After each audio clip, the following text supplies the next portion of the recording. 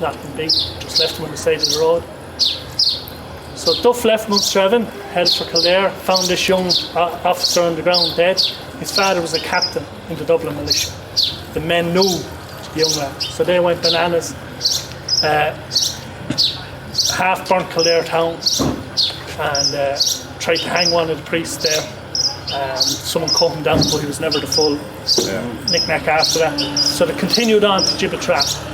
Gibbetrat, Dundas was on one side going to take the surrender. A lot of people got caught up in this rebellion, had no interest, and they seen things weren't going great, so they says, look, we'll take our chances. There's an amnesty. We'll go to Gibbetrat. So they went out. So you had Dundas on one side, and Duff came in on the other side with the Monasterevin yeomanry. Sent them forward as scouts and that. Sent them forward to tell them down their weapons and to surrender. He didn't know Dundas was there. Different accounts is that someone shot, someone refused to hand over their gun loaded, so they shot in the air and all hell broke loose. Another one was that the shot had the Monasterevin yeomanry and all hell broke loose. Another one is that just went to town. So 350 people were killed there. So there was. So all this area bubbling away. So it was for 1798. So United Irishman, he's a fancy one. I think he's a Protestant from the Ulster because he has a gun, fancy jacket on it. So then you have the Kildare militia. Every county was expected on. You'd be conscription come in. And where do you think you get the names of people and their dates of birth at that time? The church. The church. So you have the church up here in Passlands. The church in the Passlands was closed in 1796 by the people of the town. They blocked it up.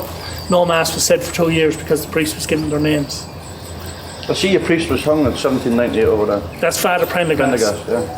Father Prendergast was a Killangan man, which was unusual. He trained in Salamanca, and because Father Dunn was having so much trouble with the locals boarding up his church and no one was going to mass, we don't know for a fact, but it looks like they said, look, we'll send one of their own, he might be able to calm the situation. So he was out in Killangan doing a christening, and after Gibbetrat, the massacre, a lot of the people escaped out to Barnhill. It was kind of in the middle of the bog, dry area. They could see from miles around that coming. So they went down to Father Prendergast, asked him would he give last rites to the dying. So that's what he did. He came up, did last rites to the dying. He was seen. He was then arrested. He was told he was going to be arrested. He was arrested. He was brought up to Monasterevin House up here, just beyond Willoughby's. He was charged. It was court-martial, so there were officers. And Father Dorn went in to see him, and a shot was fired, so they were afraid he was actually going to be an attempt to break him out was going to be made, so they took him across the road and hung him. There was an interesting character up in Moraby at that time. What was his name, Barry? Lord Huron, the man that gave the order for Father Prendergast to be arrested and hanged was a guy called Lord Chirali, and he was the Baron of the Exchequer in Ireland. He was also the Barrack Master General. And one of the other jobs he held, among many of these jobs, he doled out the Secret Service money. So everybody that was being paid by the Secret Service in Ireland, he knew who they were and where they were and what information they were given. And in 1798, he's not in Dublin, he's staying up in Moraby House up at the end of the street here. And before he leaves to go back to his own home place in Galway, he gives an order to the local military officers in charge to arrest a priest and hang him, and that'll quiet the people, because this was one of his little trademarks. He went back up to Galway, where he's from, and he did the very same thing. He took the local priest and he hanged him, and he quieted the people around. And that's what happened here as well, because when Father Prendergast was hanged, everything started to quiet down. The people started to drift back from the camps and into their own homes. And even the local yeomen here started to kind of ease back on the terror that was going on, and people decided that enough was enough and it was time to get back to normal life again. So yeah, so it's an interesting period. So like when you hear 1916 and republicanism and all that, it didn't start in Dublin. It started on the streets of Carlow and Wexford and Kildare and Dublin. But it's an interesting period, and everyone thinks it's the British against the Irish. It's not. It's very much the Irish against the Irish. It just happens to be Crown forces, Loyalists and Republicans on the other side. It would have been brilliant if the ideals of the Republic had sunk into sectarianism very fast, so it did on both sides. So it did some terrible things on both sides. You can get a photo. That's the Wexford one. This is Kildare pipe. So this an original one was found out in Cloneygat, and there's not too many of them left. So the Wexford boys were smart whores, so they added the hook. Now you have to remember they were actually working on the docks and stuff, and they were using a tool very like this for dragging in the boats and dragging in stuff. So they said, look, if it worked for that, it'll gaff a lad off a horse or it'll cut the bridle. So that's how the Wexford boys started to introduce it. So then you have your blunderbuss. This is a Dublin Med 1. It's about 1780. At that time, Dublin was actually, for manufacturing, was the high end. Dublin Silver, Dublin Gunsmiths, Dublin Swords, they were at the top level. So they were far superior than anything that could be bought in Britain. So this is your home security, you could call it, and everyone thinks it's flared at the top to spread the shot. That's not the real reason for it.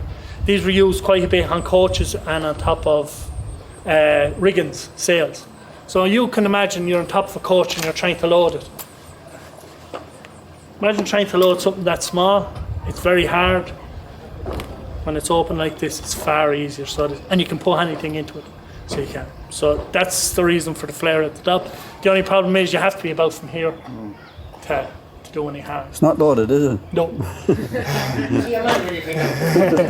So then you have here Peter Conlon, for making his bullet and his flask. Now he assassinated Magistrate Dara Johnson out at Eagle Hill, wasn't it? Eagle Hill, yeah. Interesting character.